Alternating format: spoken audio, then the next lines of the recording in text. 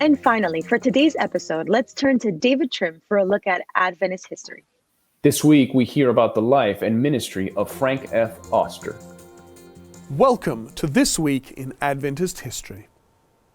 On March 22, 1960, pioneer missionary Frank F. Oster died in California at the age of 80 years old.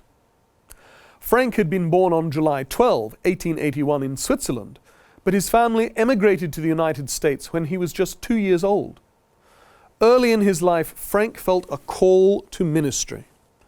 After high school, unable to afford college, he took night classes while working as a tailor in Portland, Oregon. But after saving money, in 1907 he entered Walla Walla College.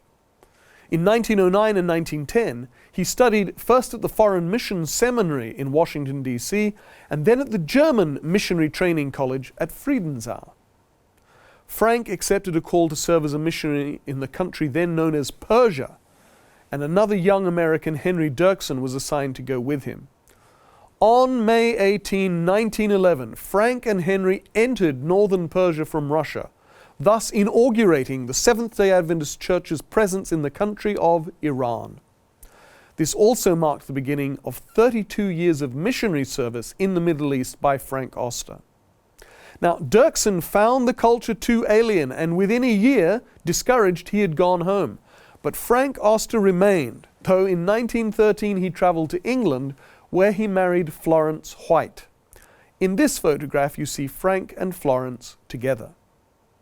They made their home in the northern Iranian city of Tabriz and served together in Iran until 1938.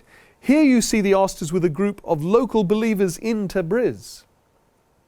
Frank and Florence had 4 children, 3 of them Iranian-born, 2 of whom died as children. But the Osters' love for the country and people of Iran remained strong and undiminished. For another 5 years, from 1938 to 1943, they served as missionaries in Turkey. After Frank and Florence returned home, Frank worked for 4 years in the Indiana Conference, then retired in 1948. Their son Kenneth followed in his parents' footsteps as a long-term missionary in the Middle East. That was This Week in Adventist History.